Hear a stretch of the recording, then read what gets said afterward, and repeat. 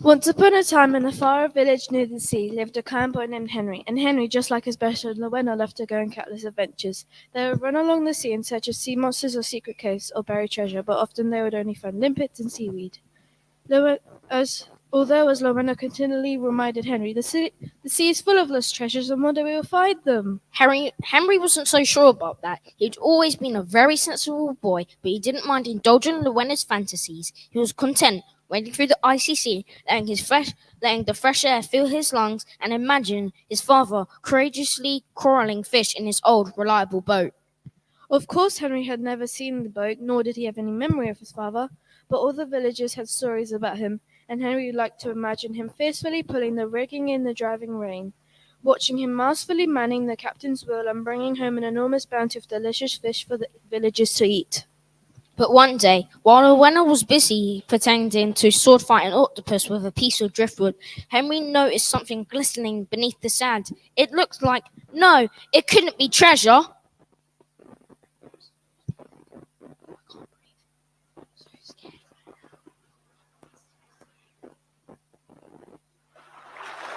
What do you mean, gold? Any good pirate knows you don't just leave treasure lying around the place. Listen to me, Rowena. I don't know what I saw, but whatever it is, it's definitely more interesting than an old piece of driftwood. I know that I'll have you know that this piece of driftwood may once have been part of a mighty ship.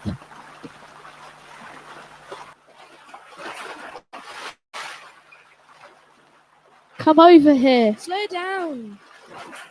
It has to be here. I just saw it a minute ago. Maybe the sea took it. It does that, you know. When you're not looking, it stretches out its fingers and takes whatever it can find.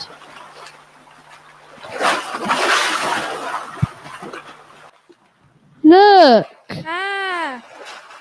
What's the matter with you? I'm going to have a look. Never mind me, that really does look like gold.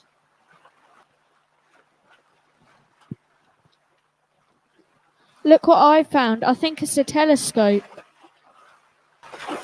Shiver my timbers, Henry. That really is treasure. And look, there's something written on it. Are you sure? I wonder what that means. I know exactly who can tell us. Racy to the lighthouse. You're on. Last one there is the landlubber.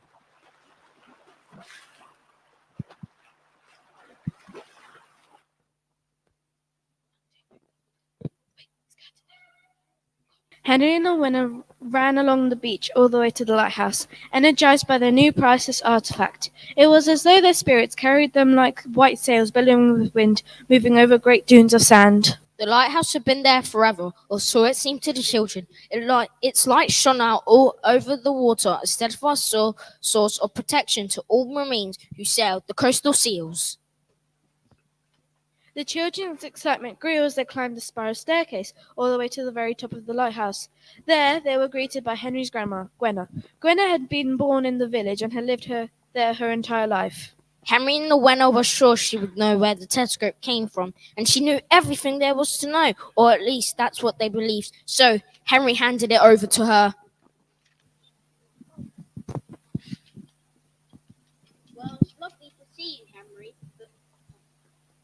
Well, it's lovely to see you, Henry. And of course, Rowena. But where does this come from? Rowena and I found it on the beach, Grandma. There are words on it if you look closely. It's treasure, isn't it? It's real gold. I believe that is made of brass, Rowena, not gold. But that doesn't mean it isn't valuable. Valuable? You mean maybe Mother could use it to make her shop better again? There are different types of value. This particular object is no antique, but it holds a story of self-sacrifice in the name of love. There is imbued within it a great power. Like magic? Yes, Rowena, exactly like magic. This telescope possesses the power to grant a single wish. Do you know where it came from or who it belonged to? Do you think you're brave enough to hear the tale? Of course we are. Isn't that right, Henry? Yes, please, Grandma. Maybe hear it. Yes, you may.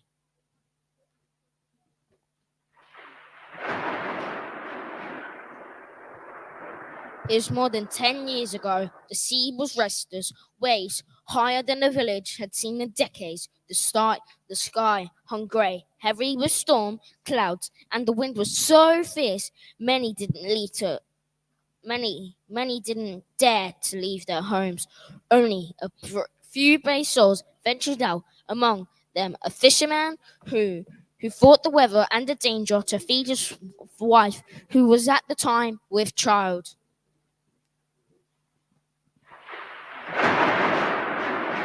He and the other men went out to sea in their boat, the Aegea, but soon the waves the waves rose higher and heavy fog came over the bay.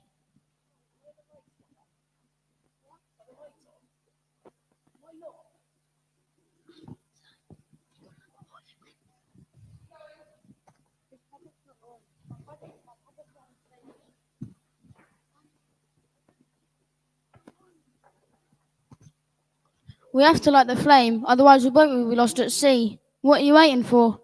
I can see something. I can too, a shadow on the horizon.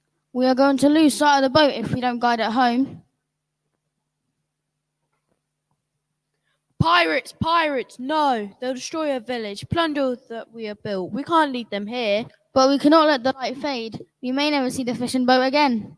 The villagers did not know what to do. The pirates were advancing, and the livelihoods of hundreds of people were at risk. They would have stolen all of our treasures, everything we had. They would have destroyed our homes in search of gold or cargo yet to be shipped out of the sea. We have to turn the light out for the safety of the village. But the fishing boat... Yes, we will surely lose sight of them. They will be lost at sea. And in a storm like this, who knows if they'll survive? This is the only way, and if my son were here rather than on that boat, he would tell me to save the village.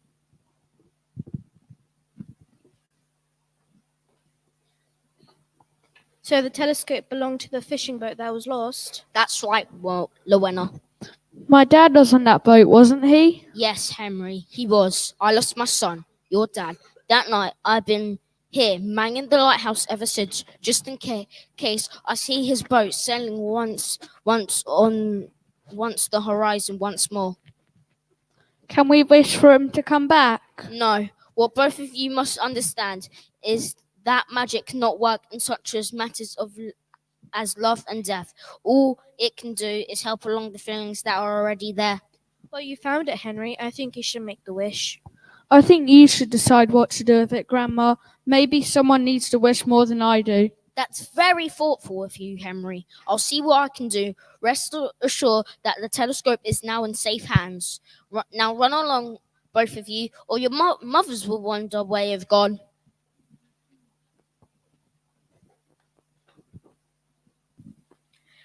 Henry and the winner climbed carefully down the long spiral staircase of the lighthouse, thinking about what they had seen. They hurried home along the shore back to the village, arriving just in time for dinner. Meanwhile, the sky dulled and the sea began to churn restlessly in the quickening wind. The air smelt of fish and seaweed, and the screeches of seabirds were carried on every gust of wind. The darkened bay was unquiet. There seemed to be a kind of electricity in the air as a low rumble of thunder threatened a coming storm. Henry, safe at home and at home of his mother's art shop in the village, heard the patting rain on the roof, wind whistling past the windows, and was thankful for his warm bed. But not everyone had managed to escape the storm unscathed.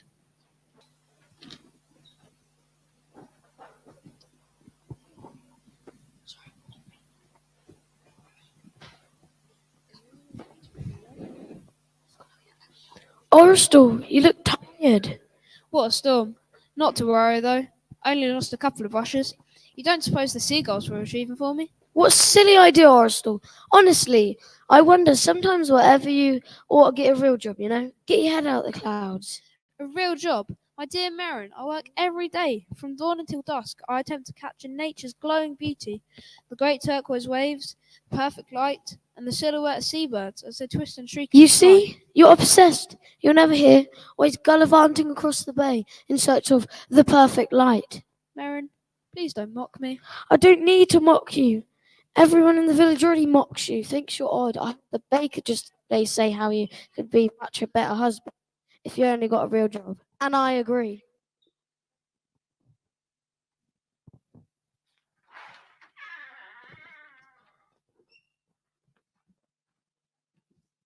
I suppose she's right. Maybe I could be a fisherman? No. A farmer? No, that doesn't seem right either.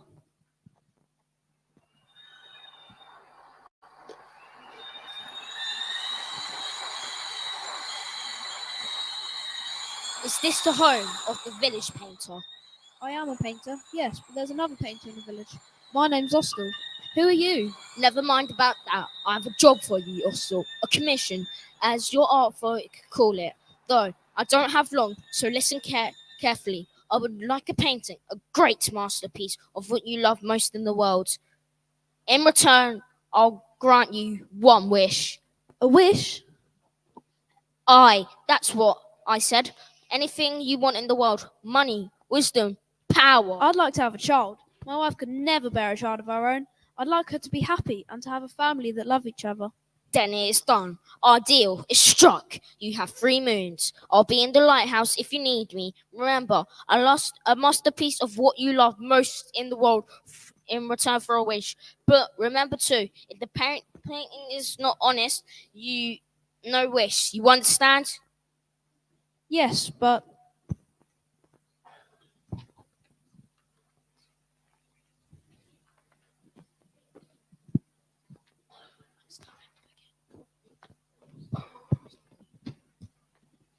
Oster was delighted. He and his wife, Marin, had wanted a child for such a long time. He had always seen other families with children in the village and wanted to be part of the loving family like that himself. He was a little bit concerned though, because Marin had just told him to stop painting, and here was a new commission that he couldn't turn down.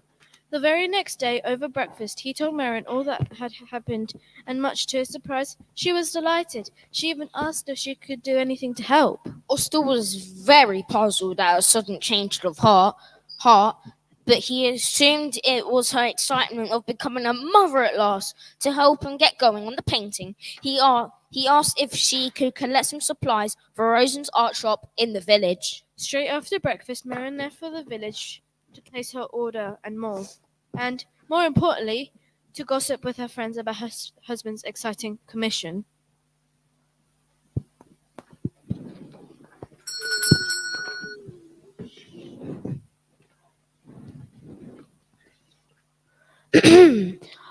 Excuse me, I have a very important order to place. yes, miss. Yes, miss. How may I be of assistance? Aren't you too young to be running a shop? Where is your mother? She's just upstairs, miss. Would you like me to No, never mind. You'll do just fine. I have a very busy life, you see. All the social calls to attend. Well, I haven't got all day, boy. When you're ready, miss, I'm ready to write down your order. My husband needs acrylic paint, including gold and silver, of course, a canvas and some brushes. Oh, and make sure it's the good quality paint, not that awful stuff he uses for the seascapes. You mean he isn't painting the sea anymore? Not anymore. He has received a commission to paint what he loves the most in the world, which, of course, would be me.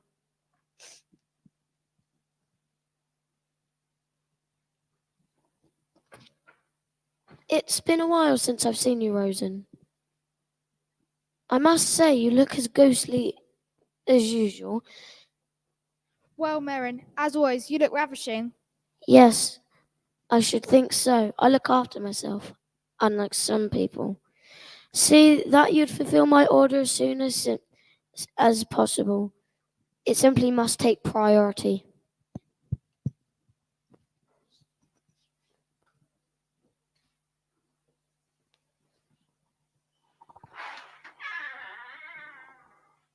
I don't think I like that lady very much. Some people prize outward beauty more than kindness, Henry, but we must not dislike them for it. Only strive within ourselves never to be like them. Now, let's see about that order.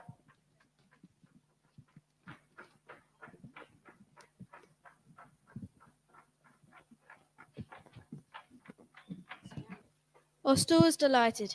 He and his wife Marion had wanted to have a child for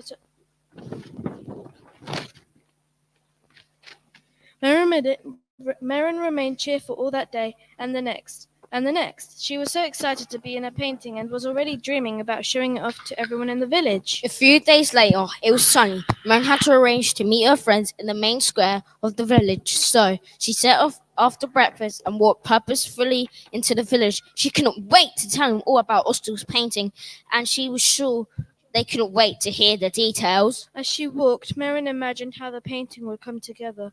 She had no doubt in her mind that she would be her husband's sitter, and a wonderful sitter at that. She imagined herself lounging on an armchair, watching her beauty being immortalized in paint. There was a spring in her step as she reached the village square. She was looking forward to boasting about this new good use of her husband's talents, and she eagerly anticipated hearing her friends' supportive words.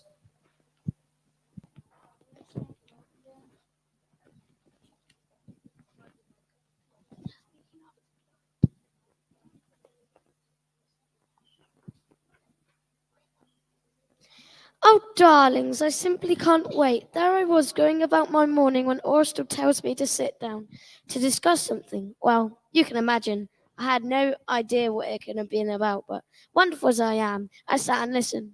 Who could have imagined that? Finally, he would decide to paint me instead of those silly seascapes. I'm clearly more beautiful, am I not? Why, yes. Yes, of course. Beauty comes from within, I think. Well, you would say that. Now, Marion, no need to be unkind. You're as beautiful as the day I met you, and even more beautiful for having brought our little Llewellyn into the world.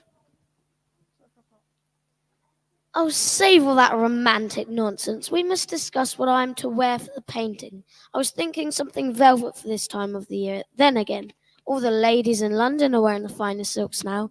It is fashion, and... Look, Mum, we caught a crab. Yeah, we found it in the rock pool. Isn't it beautiful? Hello, darling. Hello, Henry. It is beautiful indeed. I assure you that it is not what beauty looks like. I'm what beauty looks like. But look how it sparkles in the sun. The colours seem to change: blue, green, and red. Yes, ma'am. Perhaps you ought to take a closer look. Ah!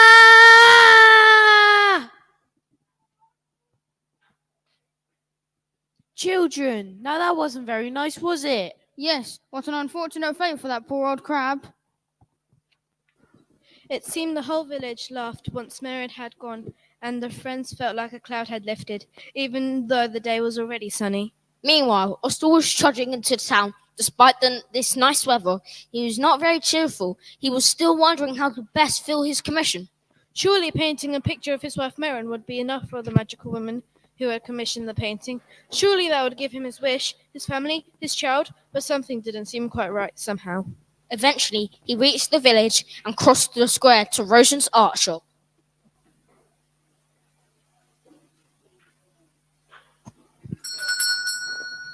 Oh, I'm sorry, Rosen. I didn't mean to startle you. Don't worry about it, Ostel. Besides, you need to come all this way.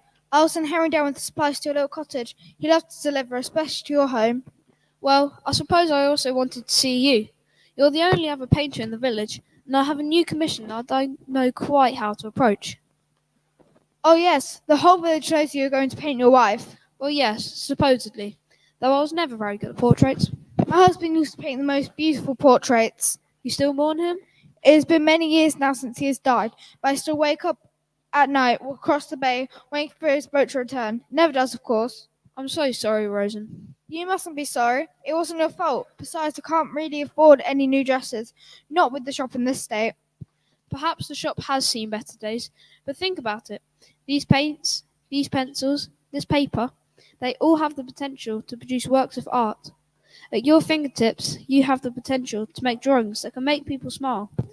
Paintings that people want to hang on the wall or above the mantelpiece. You're right, Ostel. The truth is, anyone can make art, any age or belief. All it takes is a little imagination.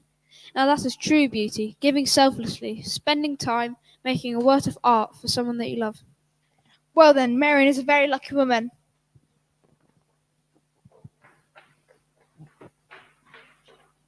Rowena threw a crab at the painter's wife, and what happened? Well, we were talking about love, and then I tripped on something. Well, I am sure Rowena is sorry for throwing a crab at your wife, Hostel. Don't worry about it, Henry. Just make sure you hurry with delivering that order. I must start painting tonight.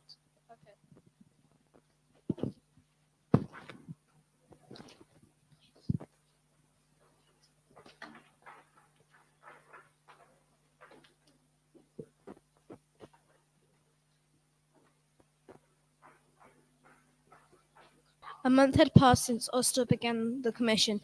He had initially thought that he would paint the sea as his greatest love and tried again and again to craft the perfect sea painting. Each day he would walk out into the bay, come rain or shine, painting the landscape that he had learnt to love. But with each breaking wave, Austin knew that the true love that required all of his artwork did not reside the cool, corner waters, nor the rock pools that had glistened beneath it, steaming with life. No, Austin did not love the landscape the most, though he adored it. The trouble was that he did not know what he loved most in the world, since he didn't have any other better ideas. He gave in to his wife, who asserted that she was the only object of true beauty in the world.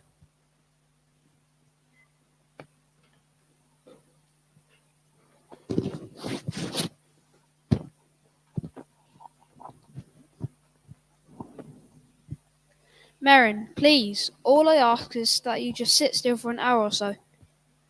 An hour, Oristal? I cannot just sit around for you to marvel at me. I have to share my beauty with the poor villagers we surround ourselves with, started as they are aesthetic sensibility. I understand, of course, that it isn't easy being sitter, but you must realise that I'm attempting to immortalise your beauty in paint so that everyone can see it for years to come. Yes, as you should, but why does it take so long? My youth would have left me entirely by the time you have finished. It's been 10 minutes. And that should concern me because? Please just be still. Great art takes time.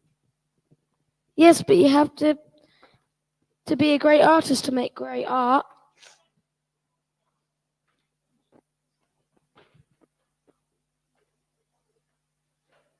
My neck hurts. You don't even want this child, do you? Where did that come from? This is our chance, Merrin, to have the family that we always wanted. If only I can paint this picture of the object I love most in this world. Maybe having a family is your dream, not mine. Besides the sea witch, whoever she is, how on earth would she be able to find us a child? And what does she want with a painting? I don't know. You don't know because it's all a fiction, Aristal. The truth is that you'd finally come to your senses and decided to paint the most beautiful person in your life.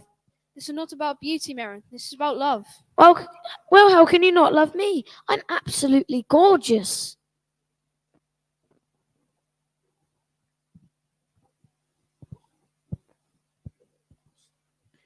I cannot do this anymore. You're an awful sitter, and the truth is that you don't care at all about my dreams or how I feel.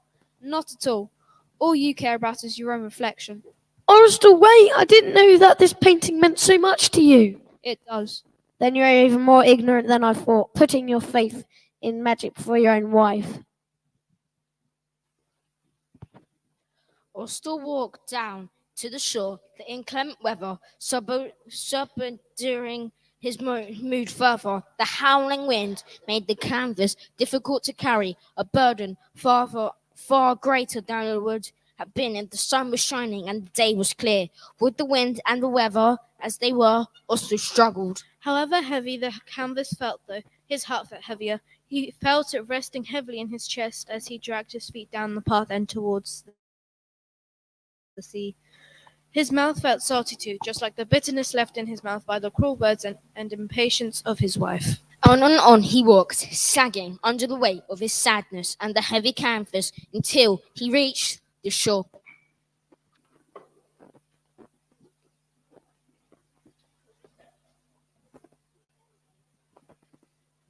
Oh, Merrin, if only you understood what this means to me. Painting is not only my job, it's my reason for being. I wake up in the morning, trudge from rocky paths, in the driving rain, water from the raging sea spraying onto my face, and I walk here. I express myself. I understand the world through the brush. Each stroke, every mark is my view materialized. And you won't even look out the window at the landscape, let alone my depictions of it. I'm not going to paint you again for you to repay my time and efforts with only malice. Let the tides take this painting away. It's clear to me now that you're not the person I love most in this world. The question now, who is?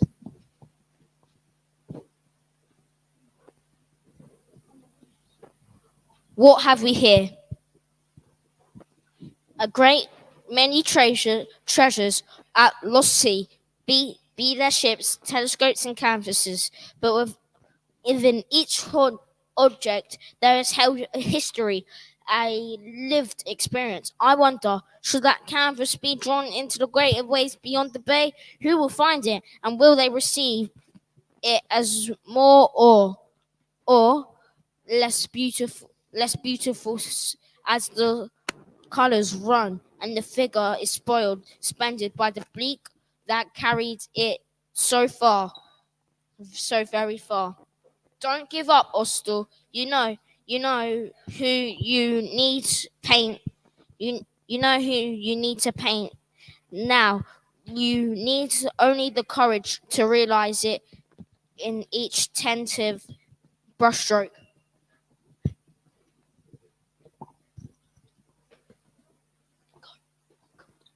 Austell walked home tired and frustrated. It seemed clear to him that Merrin was not the thing he loved most in the world. If he still wanted to fulfill his commission and have his wish granted, he would have to look for a new inspiration. Though the thought of the commission made him feel sick. At long last, here was the chance to have everything he had always wanted: a happy family, a child. But what should he paint? If not the sea, if not his wife, who or what did the painter love most in the world? He tossed and turned in his bed that night, unable to sleep well as he worried and fretted about the painting. In the morning, he woke up tired, but decided to go back to Rosen's art shop to get a new canvas and maybe some inspiration. Henry, I need from the winner. I haven't seen you children together for days. Uh-oh, that doesn't sound promising. We're not talking at the moment. Is this about the crab prank? I promised it was Lorena's idea. I was just so angry that Merrin talks down to everyone. She made people upset with her words, but then we made her upset, and I think that makes us just as bad. The very fact you are considering how your actions affect other people makes you and Merrin very different people. Yes, but we still did something wrong and we can't change it. Exactly right, Henry. You can't undo what you have done. It was a cruel trick, but Merrin did a good job of protecting her beautiful face.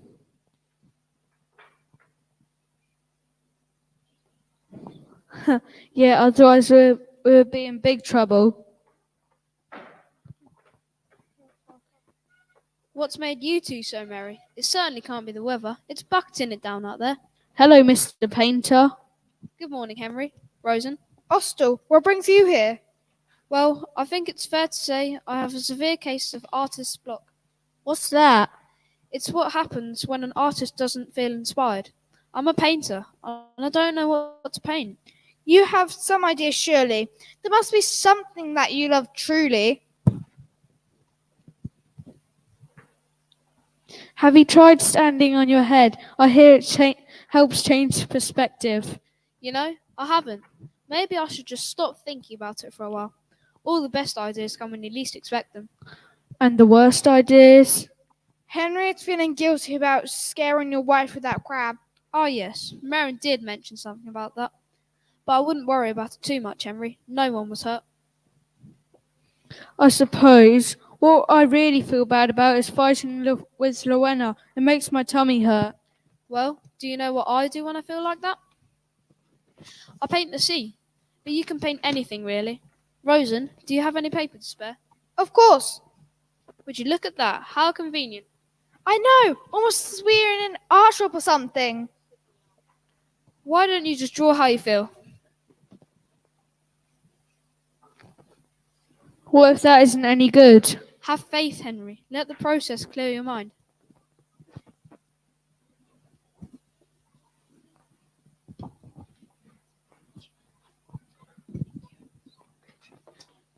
Then, that was when Ostal understood what he must do. Being with Henry, trying to show him how painting could help him understand what he was feeling, gave him the inspiration he needed. He rushed straight home to his studio, no longer fearing whether the painting would be good enough for the commission. He collected his colours and brushes and sat down in front of a new blank canvas. He paused, briefly wondering if this was truly the right thing to do, and then, just as he said to Henry, he decided to have faith and had trust in his painting. He took a deep breath. Colour, light, it was running through his mind now, a dynamic stream of brushstrokes and ideas, dancing before his very eyes and moving his heart. The ideas flowed out of his head, down his arms, and onto the paper. And for the first time in weeks, Ostel felt truly happy. Jennifer, Alestian, it is lovely of both of you to join me for tea. Orstal has locked himself in his studio for days. Leaving you alone? Well, that isn't very considerate. Quite right. This commission is very important to him, though. I think it is best you just leave him to do his work. That way, when it's finally completed, it will be a magnificent surprise. Oh, yes. Don't look at the painting, even once. Wait until it's finished, and you'll see yourself embodied forever in paint, like a queen. I have an even better idea. A grand unveiling. Everyone in the village will be invited to gaze upon my eternal beauty. We can hold it in the village square. We'll invite everyone. Yes, that sounds perfect. Oh, how exciting. We'll have to set up things properly on an easel with a special cloth to cover up the painting. Yes, everyone will be so amazed and inspired by my glory and my husband's love for me. After all, this is proof that I'm the thing he loves most in the world. I'm so glad his silly painting hobby is finally being put to good use. Mary, it is so lovely of you to support Ostel like this and invite the village to his work. Now everyone will recognise his true talent. This isn't about him. This is about me, my moment. The villagers worship me. Not everything is about you, Merrin. Thank you for the tea. Did you hear that? Not everything's about you, Merrin. Preposterous. Poor Jennifer, always putting kindness first. Exhausting. No, it's pathetic. Yes, how boring. She will come around eventually. Anyway, we have an unveiling party to plan.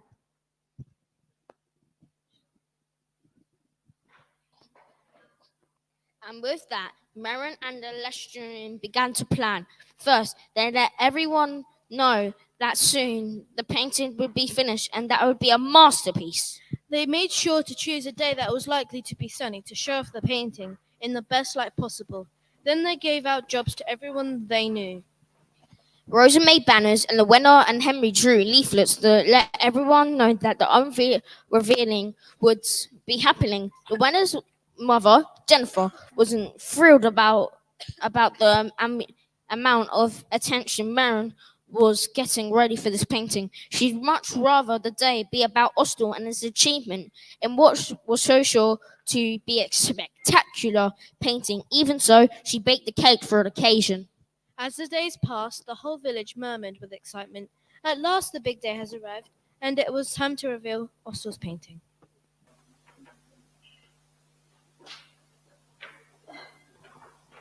Slow down, Lowena. Come on, Slowpoke, Mum made her special chocolate cake. It's not going anywhere. Careful, children. Yes, Mother.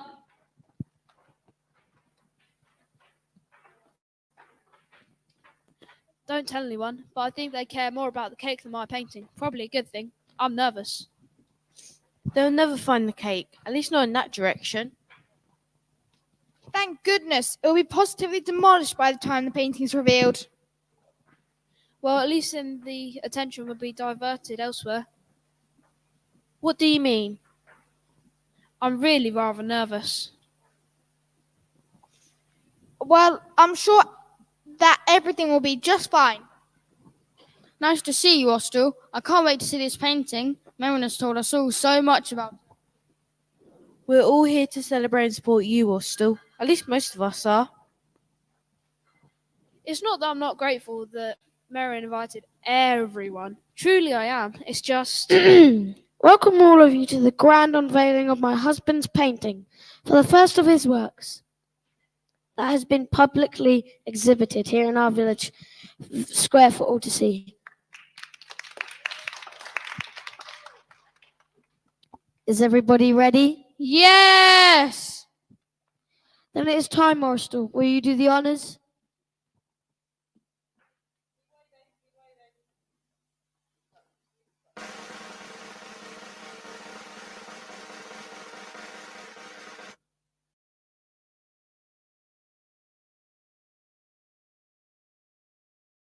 What? No, that can't be right. This picture of Rosen is from the art shop. How dare you? How dare you? That is not me. It's supposed to be me. My moment. How can you have stolen my moment? Silence! You have no power here, Marin. There is no place for hate where love shines so brightly. What? I don't understand. It is eternal beauty you desire, adoration for all time, is it not? Yes, but Then, with magic imbued with this artifact of love, I grant you this wish.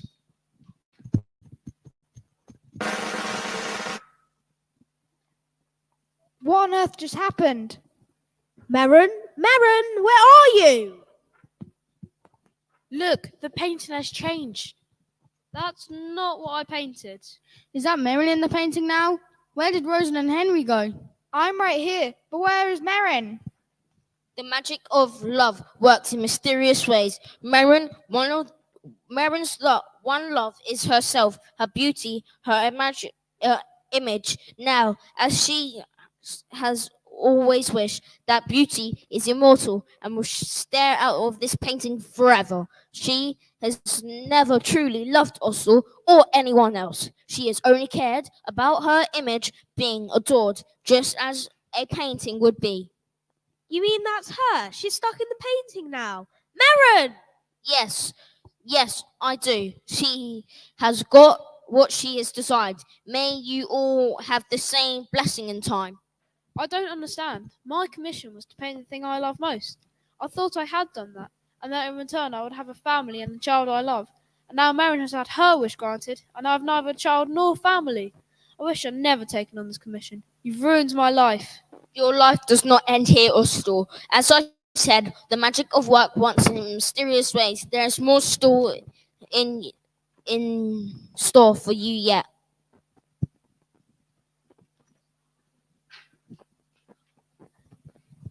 I had And no you mu- idea what that was supposed to mean, but I'm sorry for everything.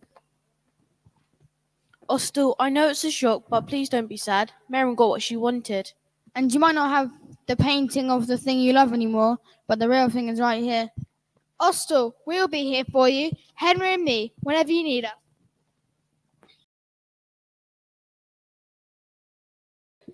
And that was the last of the painter's wife, her fate sealed by the magic of the telescope, its single wish cast. Within an hour, the painting had disappeared, taken up by Gwenna, up to the lighthouse where Marin and her beauty could look out over the bay forever. After the shock had worn off, Ostel slowly realized that he could be happy in his new life.